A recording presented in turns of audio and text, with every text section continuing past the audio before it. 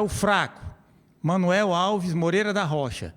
Eu tenho um amigo ministro, um outro procurador, um juiz meu camarada, tem também um promotor. O meu ciclo de amizade dá inveja, meu senhor.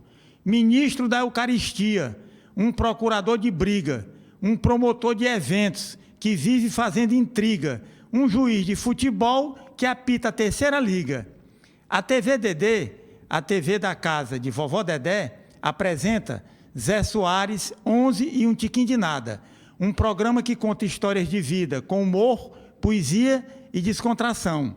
Hoje nós estamos recebendo Irã Alves de Lima, empreendedor e proprietário das empresas Costa Mendes. Seja bem-vindo, Irã. Obrigado, Zé. Estou aqui, realmente, meu nome é Irã Alves de Lima, falei, proprietário da Costa Mendes. Obrigado pelo convite, pela confiança de estar aqui com vocês e contar aqui um pouco da minha história, né? A gente teve as dificuldades na vida e você vai aí tentar trocar esse papo aqui para poder entender tudo melhor, para deixar tudo mais claro para quem realmente possa entender mais sobre a história da padaria Costa Mendes, né? Quem é Irã Alves de Lima na fila do pão? Irã Alves de Lima é um caba da peste mesmo, bem trabalhador, tá? Que veio lá do Sertão Central, ali de Senador Pompeu, né? Do sítio Paus Branco, para ser mais sincero, o nome é até bonito, né? Paus Branco. É. E vim de uma família humilde. Na verdade, meu pai e minha mãe eram agricultores. E nasci lá vendo meu pai e minha mãe ir ali para sustentar a família, 9 filhos, né? E pobre mesmo, não foi nada fácil ali, vivia no dia a dia, cozinhando, aquele pau de lenha mesmo ali. E era tão assim uma dificuldade financeira, meus pais, que para os filhos, meu caso, para o brinquedo, eu como criança, não tinha. Meu brinquedo era aqueles ossinhos de animais quando morriam, tá?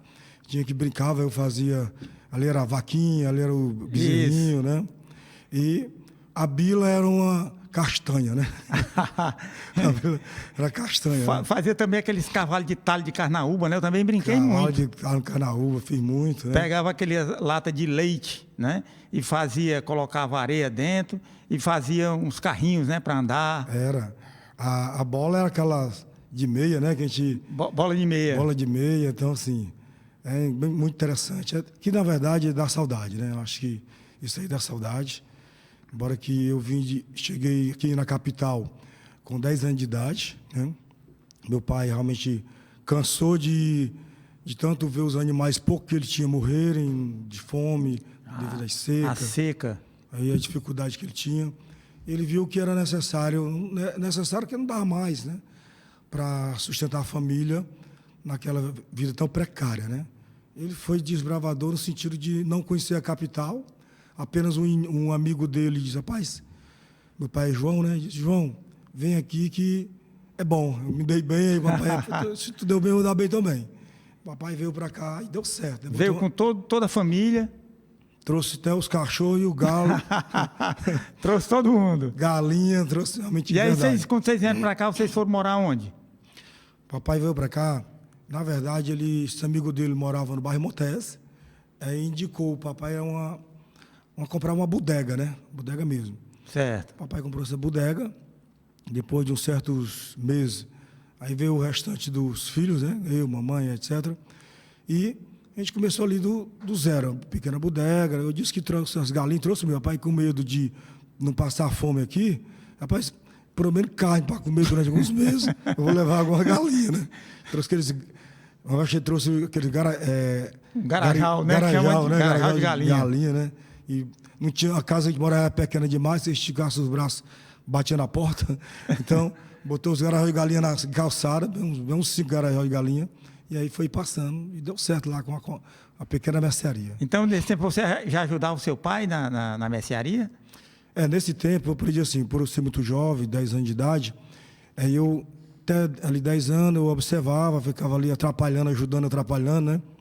Mas eu fiquei, sim, pesava o açúcar, ficava pesando ali, usar aqueles cereais, e montando os saquinhos de quantidade, porque quando o cliente chegava, estava ali pesadinho. Ainda era daquele tempo que a gente enrolava o açúcar na mão, né? Colocava aquele papel de bodega que tinha, colocava aqueles tambores, né? Com arroz, com açúcar, com farinha, né? Aí colocava no papel açúcar e enrolava com a mão, papel né? de pão que a gente chamava. Papel de pão, né? Papel de pão, a gente chamava papel de pão. Era engraçado, a gente enrolava o papel de pão, fazia um saquinho dele, bem feitinho, tá? Eu botava lá com aquela concha e entregava. Exatamente. Aí você começou também a estudar? Foi. Minha mãe era muito assim, focada para que os filhos estudassem. Era o grande diferencial de minha mãe, né? Mamãe, ela tinha um ensino médio, papai só sabia ler, analfabeto praticamente, né? Mas mamãe, ela focava muito para que os filhos estudassem. Na educação, né? Na educação, demais. Mamãe era focada e eu comecei a estudar, né? Realmente eu fui estudando, não tinha condição de pagar uma escola particular, sempre estudei no município, né? Escola paga pelo município mesmo. Certo. E eu tinha uma coisa que é diferente. Minha mãe também me dava muita orientação e eu sofri um pouco porque eu estudava até a minha 8ª série do passado. Eu estudei aquele sistema de TVE, que era um sofrimento, né? TVE, eu lembro. Mas mesmo assim eu consegui me destacar, porque o tempo foi passando, meus 12, 13 anos, fui me dedicando mais ali a ajudar meu pai de verdade, né? Ele ficando ali, tirando o expediente ao lado dele todo dia, fui aprendendo. Então, e paralelamente indo à escola, né? Ia estudando e trabalhando ali com o meu pai. Quando eu cheguei meus 16 anos, de fato, eu já estava ali, já quase assumindo a mercearia, a bodega do meu pai, né? Porque ele me deu confiabilidade de que realmente era mais trabalho, era um adolescente ali, mas eu era muito dedicado, comprometido com o que eu fazia, atendia bem ali os clientes. Meu pai foi dando confiança, né? E foi dando certo. E você trabalhava e estudava, né? Trabalhava e estudava, né? Para eu não atrapalhar, na verdade, tanto o trabalho, eu estudava mais em casa, eu estudava de madrugada, eu estudava mais cedo. E eu estudava pela manhã, à tarde ficava com meu pai, ajudando até ali às 8, 9 horas da noite. E de madrugada minha mãe acordava. Acordava não, ela cortava o punho da rede, né? Eu chego agora para estudar, minha mãe ia estudar. Aí, na verdade, gerou um hábito. Isso aí foi me gerando aquele hábito também de passar a ler, a gostar de algumas disciplinas. E depois, obviamente, fui tendo um sucesso na escola, né? Porque eu passei a ser destaque ali no dia a dia como aluno. Eu passei a ser líder de classe de aula e, obviamente, depois eu entrei na faculdade, né? Não tinha condição de pagar, eu entrei na UFC, né? Mas você fez o quê? Na época eu fiz engenharia de alimentos.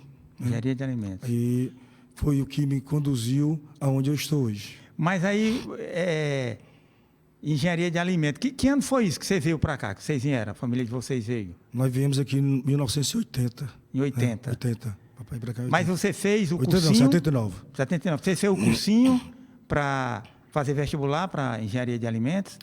Na verdade... Ou você terminou o terceiro ano... Não, já fiz cursinho. Já terminou o terceiro ano e já fez... Terminou o terceiro ano... O vestibular? Fiz o vestibular e passei. Na verdade, para dizer que eu era muito dedicado, eu estudava muito com meus irmãos em casa, né? O cursinho, eu chamava ali 3, 4 amigos, não tinha condição de pagar cursinho, né? Porque era muito... Lá em casa, meu pai era bodega e nós tínhamos... Eu tenho, né, 8 irmãos e, embora que alguns já trabalhavam, sou o mais novo, os que trabalhavam, ajudavam, já estava naquela época que começaram a ajudar meu pai, mas eu não tinha condição de fazer uma faculdade particular nem pagar cursinho, né? Mas é um mérito muito grande, porque você estudar em colégio de estado, de prefeitura, não fazer cursinho e passar na UFC Engenharia de Alimentos é um fato muito importante. Eu fico feliz porque eu ainda tirei o 2º lugar no curso de engenharia de alimentos na UFC, né? Na época eu tive essa felicidade, né? Na colocação. Foi uma coisa que eu fiquei muito honrado, muito feliz, né? Por essa colocação. Tá? Mas, com esse curso, foi que eu pude conhecer, dentro do curso, tem uma disciplina panificação, né? Foi a que despertou a ideia de você trabalhar... Foi. Minha mãe, eu brincava com a mamãe e dizia assim, mãe, quero botar uma bodega para mim no futuro, né? A mãe dizia assim, nem pensar, né? Você vai estudar, vai fazer um concurso público e vai vai ser gente na vida, né? Vai dizer ser gente, né? Tá bom, eu quero ser gente. E eu acabei realmente seguindo as orientações dela. Comecei a estudar um pouco para concurso público, né? E foi quando eu tentei 2 concursos, foi 3 concursos públicos, não passei. Para minha sorte, não passei, né? Ainda bem, né? Ainda bem. E meu pai era o contrário, tinha lá a bodega. E na minha gestão com meu pai, ele teve a felicidade de começar a crescer, né? Realmente ele foi comprando algumas casinhas a mais, foi alugando uma casinha ali a mais. Então, ele chegou a comprar umas 8 casinhas ali, começou a alugar. Tudo fruto da bodega. Tudo fruto da bodega, né? Então, aqueles momentos que ele foi comprando ali as casinhas, foi dando mais condições para a família, né? Claro, todos nós que começamos a ter uma melhor condição. Comprou um carro, né? Isso é muito bom. Aí já tinha carro, já tinha uma Kombi para ajudar na bodega. E foi crescendo, né? Foi crescendo. Foi quando mamãe dizia, você tem, Irã, que seguir seu rumo. Você está aqui. Eu comecei a me empolgar, ajudar muito meu pai. E a bodega começou a ficar com a cara de mercadinho, né? Ficou grande, né? E eu comecei a me empolgar. Minha mãe, não, você vai estudar para concurso. E meu pai, não, escondidinho, meu pai, muito medo da mamãe, né? Mas meu pai tinha medo. Você tem que ficar aqui me ajudando. Você tem que ficar aqui me ajudando e depois você bota um negócio para você. A mãe está dizendo assim, você não vai fazer isso com essa criança. Você não é louco, João. Você não vai fazer isso. Só que, quando eu comecei a fazer esse curso, um dia eu botei a mão na disciplina padaria. Na verdade, você botava a mão na massa mesmo, você fazia pão, né? E quando eu botei a mão na massa ali, eu estou até hoje, né? Mas foi engraçado. Eu cheguei em casa um dia e disse, papai, eu botei a mão na massa ali na padaria da UFC e eu quero uma padaria. Ele olhou para mim e riu assim, meu filho, não tem coisa de você botar a padaria para você nunca, né? Aí eu disse, rapaz, mas eu quero uma padaria. Eu disse, mas não posso, meu filho, não posso botar a padaria para você. Mas esse papai tinha um estoque, né? O papai tinha um bom estoque na mercearia dele, realmente um estoquezinho legal. Eu falo o seguinte, papai, você não tem condição? Ele até disse, dinheiro eu não tenho. Né? Tem um pouquinho, né? Nós, as pessoas... Era um dinheiro muito empregado nas coisas, né? Era, mas tinha alguma mixariazinha ali, pouquinho no banco. Dinheiro a gente só tem para o parâmetro econômicozinho, guardar uma mixariazinha ali. Eu posso pegar essa pequena mixaria, nem lembro, não lembro se é o certo, mas era um pouco, né? Mas eu dou essa mixariazinha que eu tenho. Você pega aí esse estoque que eu tenho aí atrás aí. E começa o negócio. E começa o negócio. Eu pensei, eu vou começar esse negócio, vou botar um pequeno, não vou dizer armazém, que eu não tinha condição, mas a minha cabeça era armazém, que era armazém. Vender para as outras mercearias, né, atacado. Só que, como era pequeno, eu levei lá para a Costa Mendes. Essa Costa Mendes era um dos empreendimentos, pequenos imóveis que meu pai tinha comprado, que foi crescendo, melhorando. Ele comprou e ele dizia, eu comprei essa Costa Mendes, eu devo a você, Irã, porque você me ajudou muito, você fez toda a diferença. E lá, leve lá, ela vai ser seu. Ele dizia, isso, ela vai ser seu, pode... Eu não ligava, porque eu ainda pensava isso daí, de realmente ser meu, aquele ponto ser meu, aquela casa. Meu pai dizia muito isso, minha mãe lá vai ser seu. E, de fato, ele está em documento, depois ele passou em documento para mim, né? Foi uma doação. Então, começou já lá na Costa Mendes mesmo ali? Comecei lá mesmo, na Costa Mendes mesmo, já era do meu pai. Ele comprou com o crescimento da bodega dele, né? E eu peguei e disse, vou botar lá o comérciozinho. Comecei a botar um pequeno atacado, tinha 5 caixas de sabão, 2 sacos de açúcar, uma caixa de sabão em pó e 10 caixas de cachaça. Né? E começou a fabricar o pão? Não, aí eu não tinha então condição da né? padaria. Eu disse, não, eu pensei, eu vou continuar estudando ainda. Você fazia a faculdade ainda, né? Paralelamente, e eu vou começar a botar esse comércio e para poder lá na frente eu crescer e botar uma padaria. Minha mãe dizia assim, nunca você vai fazer isso, meu filho, faça isso não. Ela não acreditava que desse certo. Mamãe, isso vai dar certo, não. Papai dizia, vai dar certo. Né? E eu dizia também, vai dar certo. Né? Só que eu comecei, achei engraçado que eu pegava uma pastazinha, botava o nome das mercadorias que tinha, botava pastinha preta, aí vestia uma blusa de manga longa e saía nos comércios, todo pousinho, dizia assim, olha, sou vendedor do armazém JI, né? Que era o José Irã, eu botei JI. O cara dizia assim, o cara achava que é um negócio grande, né? Aí, todo arrumado, né? Todo arrumado. E eu de dia, na hora, vendia, outro momento eu mesmo ia entregar. Aí uma hora eu ia vender, outra hora ia entregar. E nessa coisa foi dando certo. vendia, vendia até o que não tinha, porque eu sabia que na Governador Sampaio, antes eu passava na Governador Sampaio, que é ali o centro da cidade, tem vários armazéns que vendem em grandes atacados. Eu copiava o preço e eu dizia assim, se eu vender, dá tempo eu comprar lá alguma coisinha a mais ali para complementar e entregar. Eu fui fazendo isso com 2 anos e meio, eu já tinha crescido 50 vezes, 100 vezes mais do que eu comecei, né? Então, quando eu olhei assim, um dia eu fiz a contagem de estoque. Aí eu disse, rapaz, tá dando certo o negócio. Tá dando certo e dá para colocar uma padaria. E agora eu vou realizar o meu sonho de colocar uma padaria. Agora eu vou realizar meu sonho de colocar padaria. Nessa altura eu já tinha um vendedor comigo, já tinha um cobrador, já tinha até um rapaz que entregava no carro, na Kombi, a mercadoria, enfim. Aí eu olhei para trás, aí eu comecei a só vender e não mais comprar. E tinha uma padaria na Vila Manuel Sátrio que tinha fechado, tinha quebrado. Eu fui lá e comprei a padaria, bem simples, maquinário, só a parte maquinário. E comecei a olhar no anúncio, né, nos jornais, vitrine velhas, usada. E eu recapei as bichinhas tudo de novo, botei uma fórmica nova e fui botando lá no ponto. Deu uma cara nova lá no... Então a primeira padaria tua foi na Vila Manuel Sátrio? Não, comprei uma padaria que tu comprou no Vila Manuel Sátrio. E levei para Costa Mendes. Ah, levou para Costa Mendes, certo. O pessoal dizia assim, o Irã quebrou quando tinha um armazém. Não, eu estava ganhando mais dinheiro, porque o armazém, eu tinha esse intuito de realmente um dia vender para botar a padaria. Eu segui meu pensamento. E o teu pai continuava com a mercearia? Continuava com a mercearia e continuava me apoiando. Meu pai, paralelamente, ele me apoiou muito psicologicamente, dá força, você consegue. Incentivou demais, né? Incentivar, você é capaz, né? Isso aí é que me dava asa para ir longe. Eu dizia assim, eu não consigo. Ele dizia, você é demais, vai lá. Então, isso aí. E quando eu botei a padaria, quando eu inaugurei a padaria, então um fato engraçado. Comprei tudo, organizei tudo, mas o dinheiro... mas antes disso, quando eu estava montando a padaria, um dia, mãe, tem um faro, eu acho. Quando eu montei tudo ali, faltava só montar o forno que eu tinha comprado, estava montando esse forno, eu estava com a data marcada de inauguração, faltava assim, uns 10 dias. E o dinheiro, não tinha mais nada de dinheiro, acabou, né? Mas eu sabia que o dinheiro que eu tinha dava para montar e começar. Só que eu esqueci 2 detalhes importantes. Mas antes de eu contar esse detalhe importante, um dia, minha mãe tinha um faro, eu estava em casa, deitado, faltava 10 dias para inaugurar, liso, sem nada, com vergonha de pedir um tostão da minha mãe, cansado de tanto estar ali organizando as coisas, para poder, aquela ansiedade de botar a padaria. Minha mãe chegou para mim e disse, meu filho, eu sinto que você está liso, não quer pedir dinheiro. A sua cara é de liso. Sua cara de liso. Pega aqui 10 reais para você, rapaz. Nunca vi 10 reais ser tão valioso esse dia. Peguei e fui direto para a praia, beber água de coco e curtir o sol. Esfriar a cabeça, né? Esfriar a cabeça, nunca esqueço, minha mãe, foi demais esse dia, né?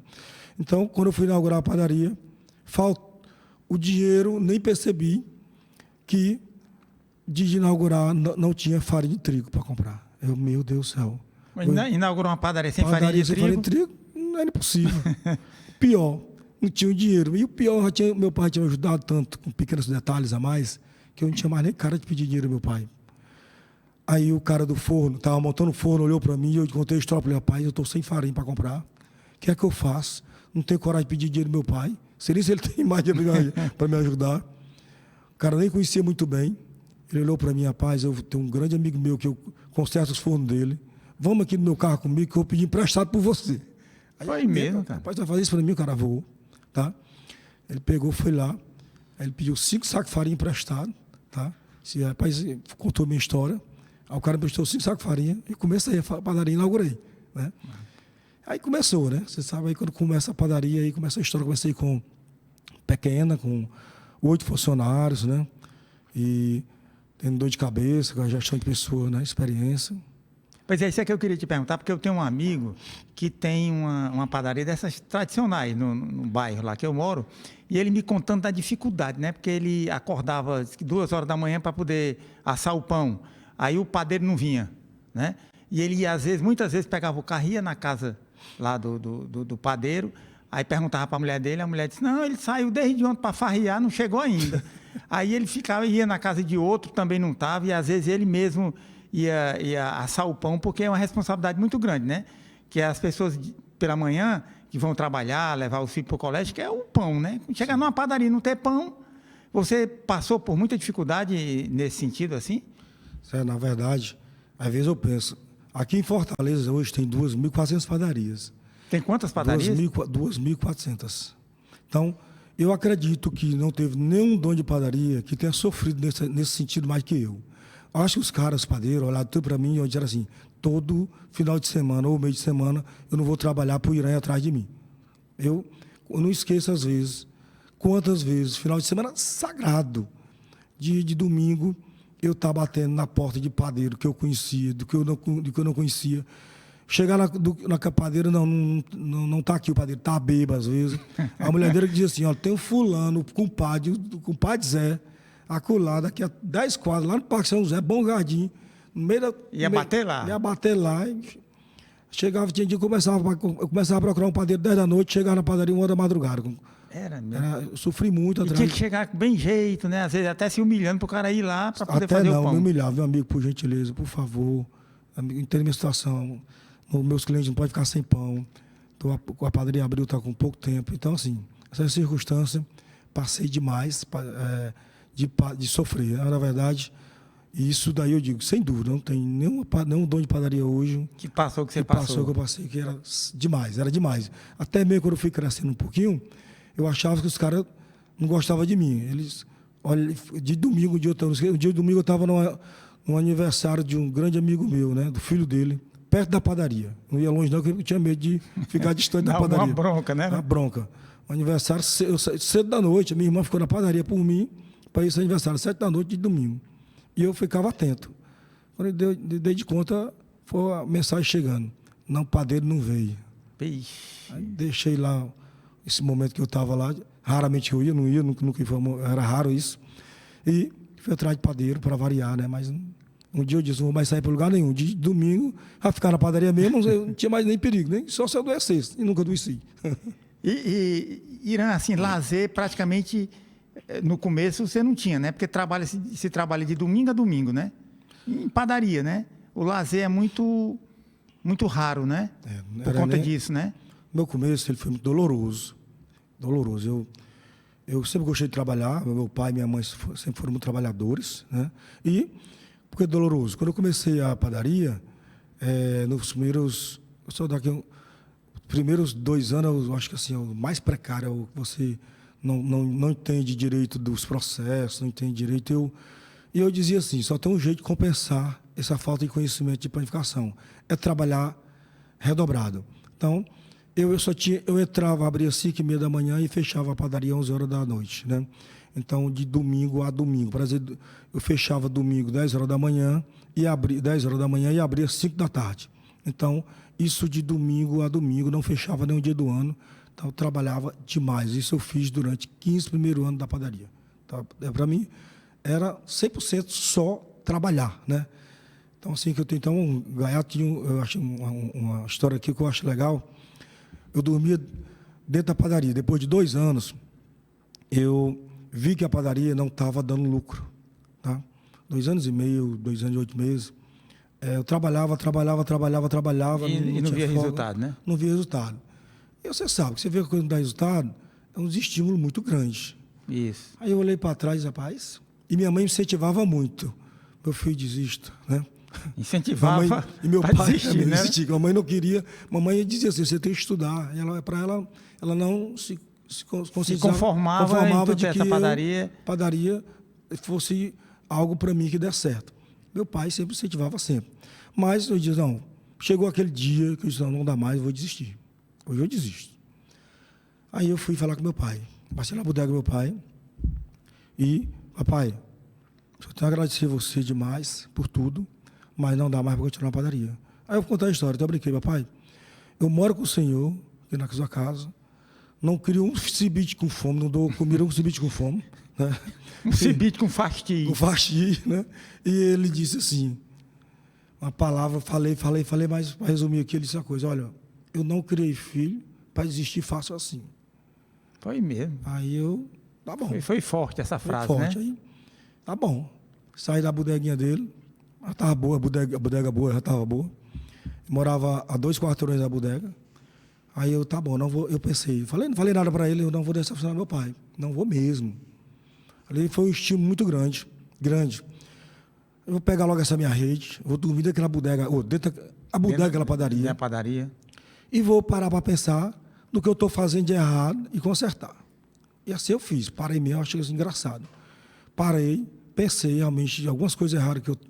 E o que é que tu estava fazendo de errado? Assim, era o cálculo de quanto tu vendia o pão? O que era que não estava dando certo, que tu descobriu depois?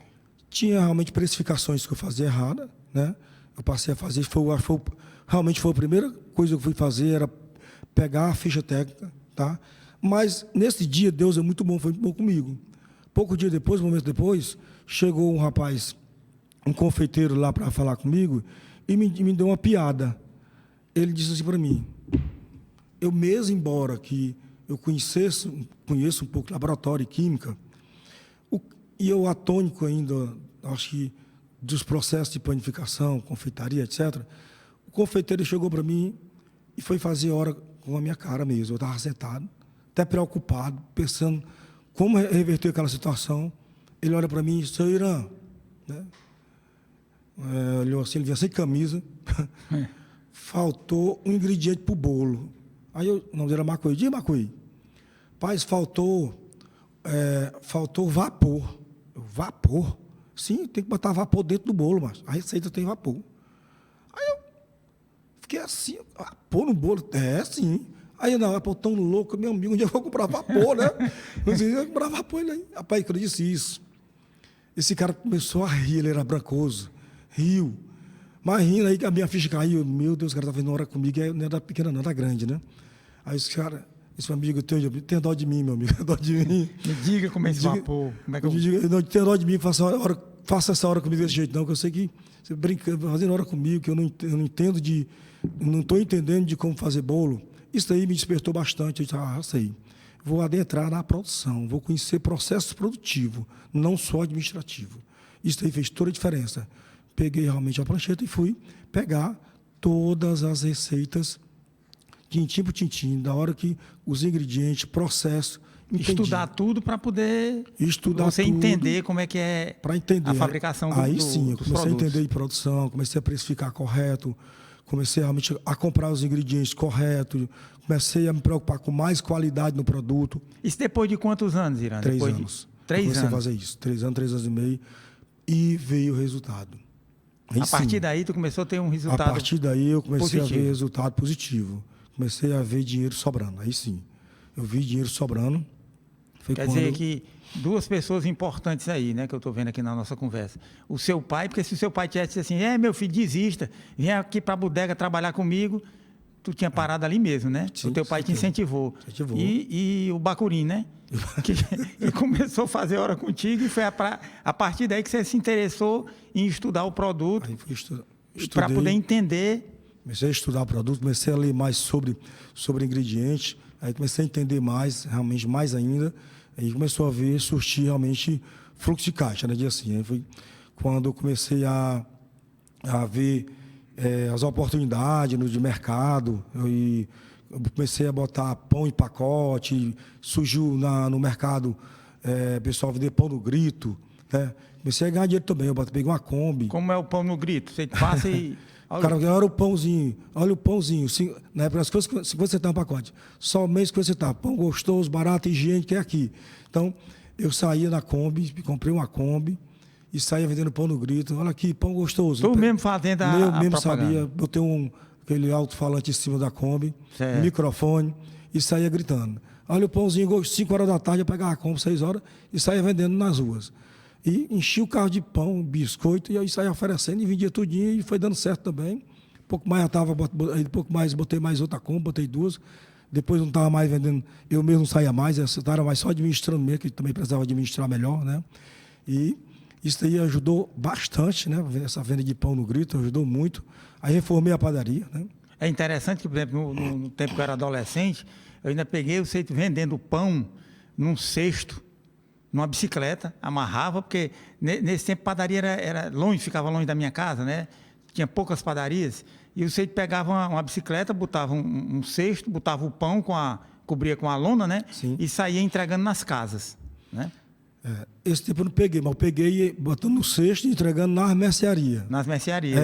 Eu pegava a bicicleta e tinha um rapaz e saía vendendo nas mercearias. O pão é o alimento, acho que é mais consumido no mundo, é o pão, né? É o alimento mais consumido do mundo. E interessante que o pão é muito antigo, né? Tem, eu acho que 6.000, Milenar. 8.000 anos, né? Que tem um pão que foi os egípcios, né? Que descobriram a fermentação do trigo, né? Foi. E o pão é também bíblico, né? É importante o pão porque é o corpo de Cristo, né?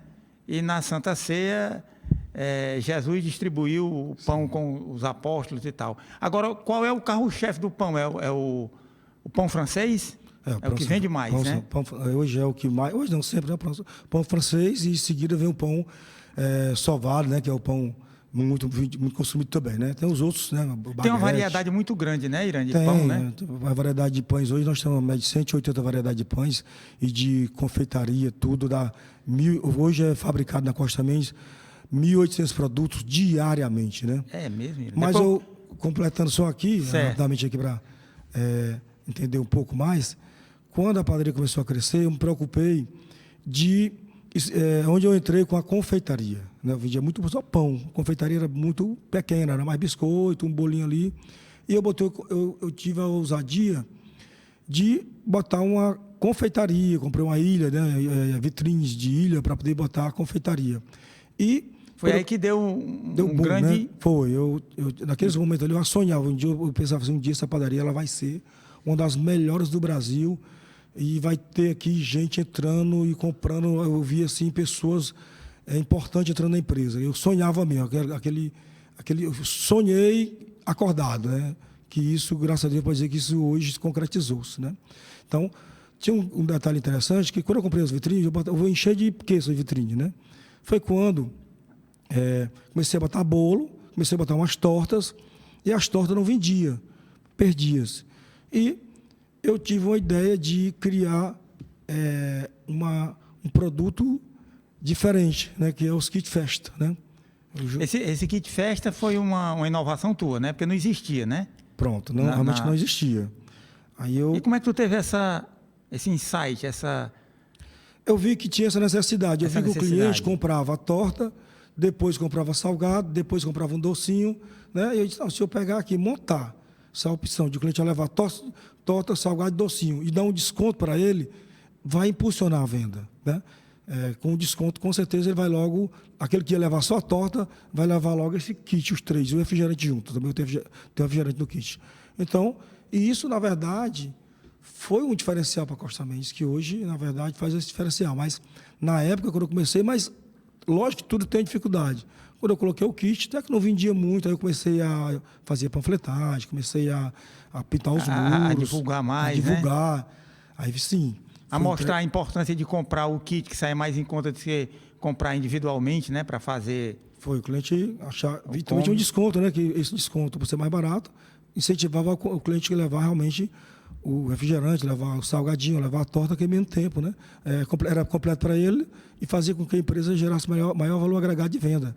Isso foi crescendo e foi dando certo. E hoje realmente é um bom produto, é um dos mais queridinhos da Costa Mendes. Né? E como é que tu se sente assim, sabendo que a Costa Mendes participa, né, das comemorações das famílias, né, com esse kit festa, que é muito importante, né? Como é que você se sente em propiciar às famílias essa maneira de se sentirem bem, né, com aquele porque isso aí está presente nos aniversários, né, nas reuniões, nas festas, né? Então a Costa Mendes sempre é lembrada nisso aí, e você está presente nessas datas importantes para as famílias, né? Como é que você se sente tendo importante ter tido essa ideia? Olha, esse é um dos pontos mais gratificantes para a gente. É muito gratificante a gente saber que a gente pode fazer pessoas felizes, momentos felizes. E eu, em especial, tem 2 momentos que me marcam muito, que é o Dia das Mães, que a gente consegue, é um dia de uma demanda muito grande de compras de tortas, de salgados,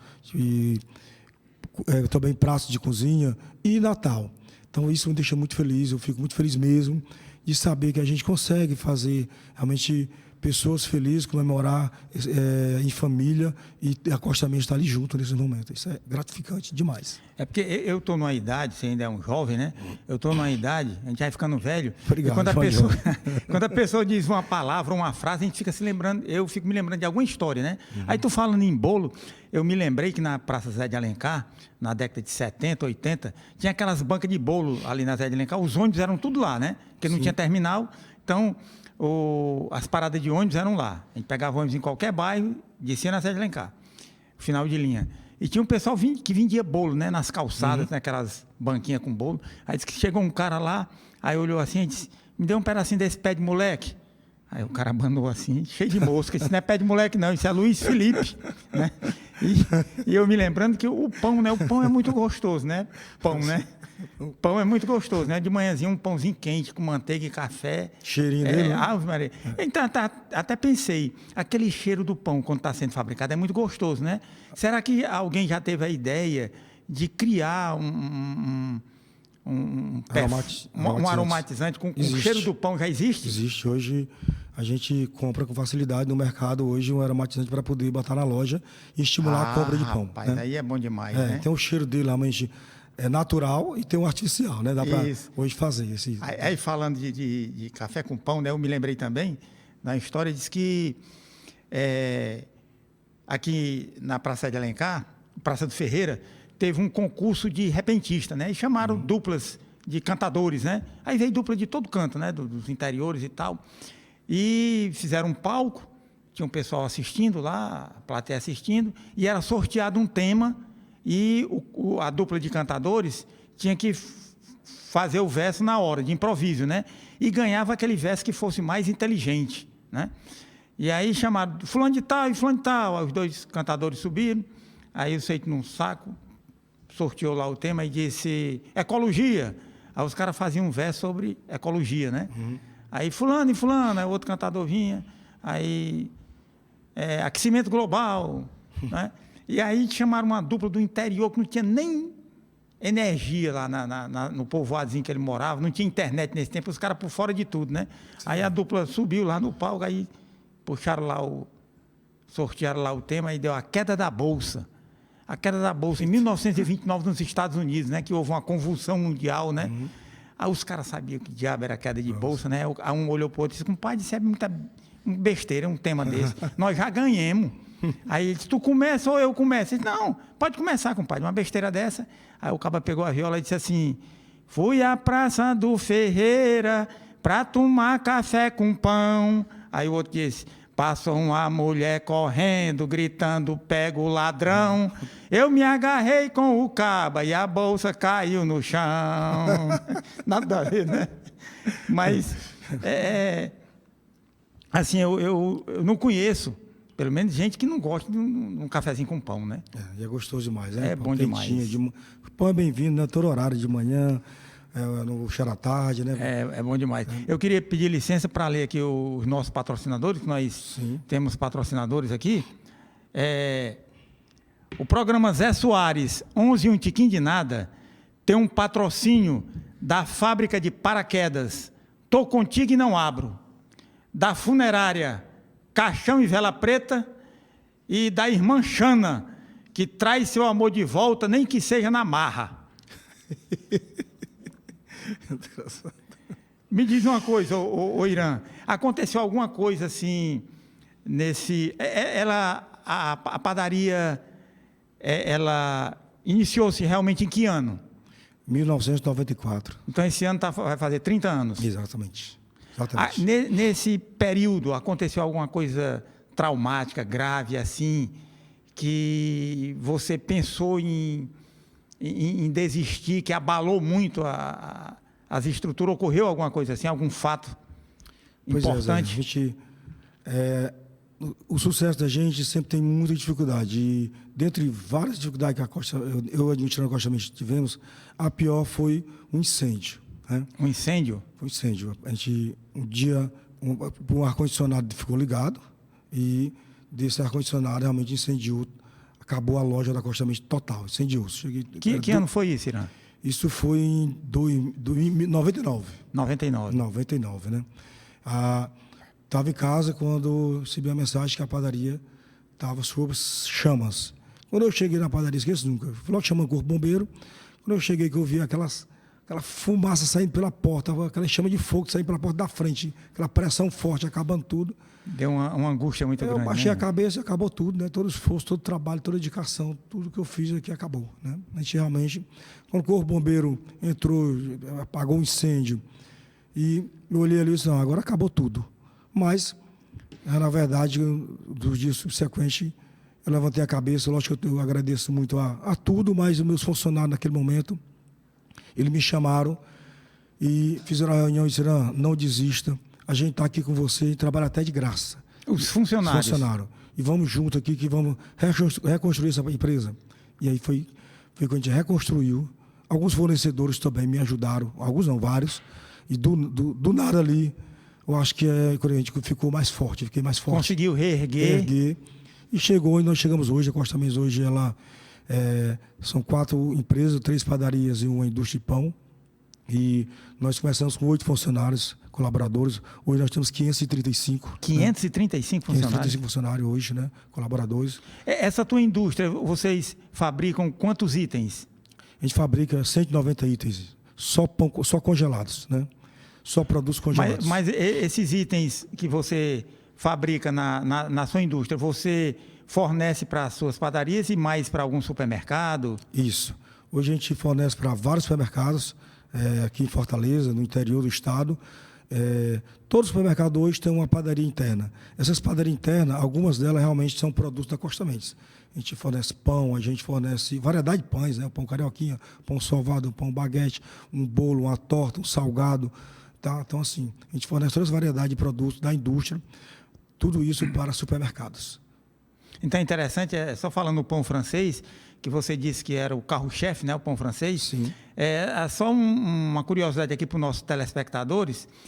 O nome pão francês é porque no século XIX, alguns brasileiros mais abastados, né, foram para a França e descobriram um pão que tinha uma casca crocante e a amarelinha, dourada, né, muito gostosa, e pediram lá aos padeiros para conseguirem a receita. E eles começaram a fabricar aqui no Brasil, por isso que é o nome pão francês, que dependendo de região para região, muda de nome, né? Tem o pão carioquinha, né, que é o mesmo pão francês, em outros lugares tem outros nomes. Não é isso? É verdade, tem até carioquinha, cacetinho, né? Deve ser por isso que é tão consumido, né? Tão consumido. O pão francês, na verdade, foi feito lá brasileira, né? Hoje que o pão francês tem a casca mais dura, mais ressecada, né? E a gente mudou um pouco, deixando ela mais fina, mais crocante. Ficou lá brasileiro, que a gente bota mais água, né? E processo de fermentação diferente, de criação de gás, por isso que ele ficou com a casca mais fina. Mas hoje é lá brasileira o pão francês. Né? Irã, nós já estamos perto infelizmente, de terminar o nosso bate-papo aqui. E eu gostaria que você desse a sua impressão sobre a casa de vovó Dedé, que você foi tão bem ciceroneada aqui pela Roberta. Eu gostaria da sua impressão sobre a casa de vovó Dedé. Eu quero agradecer demais a vocês, principalmente na pessoa da Roberta. Eu não conhecia, mas eu tive esse grande prazer de conhecer a casa de vovó Dedé. De vovó Dedé. Fiquei impressionado com a parte de confeitarias, a parte de ensina balé, a parte de vocês ensina música. Então, assim, eu não esperava esse carinho que vocês têm, né, com essas pessoas que são carentes aqui da comunidade. E eu vi algumas crianças que estavam aqui, a felicidade deles, né, de tocando um violino, que eu tive a oportunidade de outra confeitando uma torta, né, que eu vi ali também, fazendo um salgado. Assim, a gente fica muito feliz de lembrar que tem uma entidade como essa de vocês aqui, que possa prestar esse serviço a essa comunidade carente, né? É interessante as mães que vinham trazer os filhos para cá para fazer cursos, elas ficavam ociosas. E a casa de vovó Dedé teve uma brilhante ideia de criar um curso de gastronomia, que você conheceu, né? Chamado Mãos de Trigo. Sim, e está com 9 meses e já habilitou, digamos assim, 540 pessoas, que hoje já estão trabalhando e muitas já vivendo fruto desse trabalho. Que já sendo empreendedores também, talvez. Empreendedores, exatamente. Às vezes fornecendo para alguma lanchonete, às vezes colocando uma mesinha na calçada e já vendendo pizza, pão, doces, muito salgados, né? É uma coisa muito importante que é feita aqui para a comunidade carente aqui da Barra do Ceará. Muito inteligente a parte do Wagner, né, que é o administrador aqui. O Wagner Barbosa e a dona Regina também, que teve agora o aniversário de 80 anos da dona Regina, e ela ainda trabalha, ainda ensina piano. O bolo de 80 anos, né? O bolo estava pronto ali, estava desmontando o bolo, né? Muito bonito o bolo. Isso. Perfeito, né? E ela ainda está trabalhando e está ajudando ainda as pessoas, dando aula de piano. E para finalizar, assim, rapidamente, eu gostaria que você falasse sobre a pandemia, né? Como é que vocês conseguiram superar isso aí? A pandemia deve ter sido também muito difícil, né? Para vocês. Sim. Você podia falar alguma coisa? Posso. A pandemia realmente ela veio para separação de águas mesmo, quer dizer, foi momentos diferentes, distintos, porque tem um antes e tem um depois. Né? Quando chegou a pandemia foi muito difícil, a gente se deparou de repente com aquele lockdown, de repente, e a gente ficava atônico de saber como fazer com todos os funcionários, né? Que foi em 2020, né? A gente não sabia o que fazer com todos os funcionários naquele momento, e eu seguro, obviamente foi preciso demitir alguns, mas depois da pandemia a gente foi se adaptando com a circunstância e nos ajudou, porque teve o delivery, né, ajudou bastante, que doía muito eu ver a loja ter mesa, que a gente trabalha com muito serviço de mesas, self-service, não veio ninguém, mas na pandemia, hoje, posso dizer assim, depois de 2 anos da pandemia, posso dizer que a gente teve um ganho muito grande, principalmente no delivery.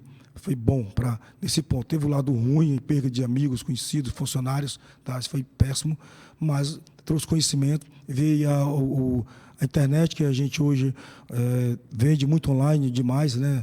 O e-commerce da Padaria Costa Mineira a gente criou devido à pandemia também. Então, são canais que eu não tinha. Delivery, antes eu tinha somente 10 motos, hoje eu tenho 42 motos entregando hoje pelo delivery. Isso após a pandemia, né? Que fez com que a gente visse essa oportunidade de crescimentos. Agora eu estava me lembrando, você disse que a Costa Média incendiou, né? E a Fênix, né? Que é uma ave mitológica, né? Que renasce das cinzas, que é um triunfo da vida sobre a morte, né? Bem que a Costa Mendes poderia ter o símbolo da Fênix, né? Boa ideia. Não é isso? Obrigado, realmente. Renasceu das cinzas, né? Renasceu das cinzas, né? Das cinzas mesmo. Infelizmente, o nosso tempo esgotou, né? Agora eu me lembrei, antes da gente encerrar, eu estava me lembrando, o pão é uma coisa tão bacana, tão abençoada, que não é do seu tempo, como eu disse, você é muito jovem, mas no meu tempo, quando o cara era bonitão, né? Não como eu, né? Porque eu sempre fui feio, mas quando o cara era bonitão, eu chamava o cara de pão, né? Rapaz, fulano de tal, é um pão, né? Veja como o pão é abençoado. E hoje ainda se usa? Usa. Usa, pessoal, né? até hoje, você é um pão, mas pão realmente é tão bonito de chamar o ser humano de pão. Isso. De beleza, né? Eu queria te agradecer, Irã, que eu sei que você está vindo aí de uma inauguração de uma nova loja, né? Sim. Lá no... Acarape. Acarape. Eu entendi Aracapé. O Fabrício disse, rapaz, o homem está vindo lá do Acarape. Eu disse, rapaz, o homem veio do Aracapé. Aí, eu queria te agradecer, porque eu sei que você é muito ocupado. Muito obrigado. Agradecer também o Fabrício, que fez essa ligação. Muito obrigado pela tua presença e foi muito importante esse papo que nós tivemos aqui. Eu que agradeço essa confiança de vocês terem de me chamar para dar esse pequeno depoimento. Fico muito feliz e quero estar aqui em outras oportunidades mais vezes aqui, né? Eu fico muito feliz e grato. Muito obrigado. E eu queria dizer para os nossos telespectadores que na próxima semana nós estaremos aqui com uma nova entrevista. Muito obrigado. Tá bom.